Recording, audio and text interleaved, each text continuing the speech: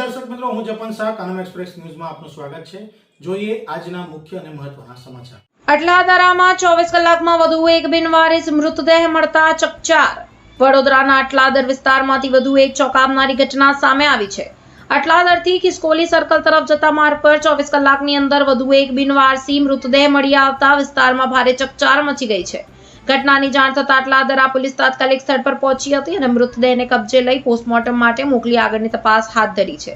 મૃતકની ઓળખ તેમજ મૃત્યુનું સાચું કારણ જાણવા પોલીસ દ્વારા તપાસ ચાલી રહી છે। આ ઘટનાને લઈને વોર્ડ નંબર 12ના કોંગ્રેસ કાર્યકર રાકેશ ઠાકોરે ચિંતા વ્યક્ત કરી છે। તેમણે વિસ્તારમાં કાયદો વ્યવસ્થા મજબૂત બનાવવા, સતત પોલીસ પેટ્રોલિંગ વધારવા અને નાગરિકોની સુરક્ષા સુનિશ્ચિત કરવાની માંગ કરી છે। રિપોર્ટર હેમંત કોઠારી, વડોદરા। શું કહેશો? 24 કલાકમાં બીજું મૃતદેહ મળી આવ્યું છે અટલાદરા પોલીસ વિસ્તારમાં, શું કહેશો? ગઈકાલે એક ડેડ બોડી મળી, આજે બીજી એક ડેડ બોડી મળી છે। એટલે શું થઈ રહ્યું છે વિસ્તારમાં ખબર નહીં, કેમ કે ગઈકાલે અહીંયા ખિસકોલી સર્કલ અટલાદરા રોડ પર એક ડેડ બોડી મળી, આજે બીજી મળી ગઈ છે।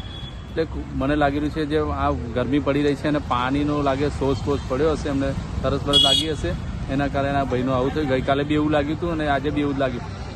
એટલે કોઈ બી હોય, તમારા ઘરથી કોઈ બી નીકળતું હોય તો જરા ધ્યાન રાખજો। જે ઉંમરવાળા હોય ને ગમે તે હોય, જો પાણીની તકલીફ હોય તો એમને પાણીના બોટલને ભરી આપજો, એમ કે પાણી જરૂરી વસ્તુ થઈ ગયું અને ગરમીની સિઝન છે, લાગે પાણીના કારણે જ આ વસ્તુ થઈ હશે। પાણી પીવાનું નહીં મળ્યું એને આ ભૈયા આમ જીવ ગયો।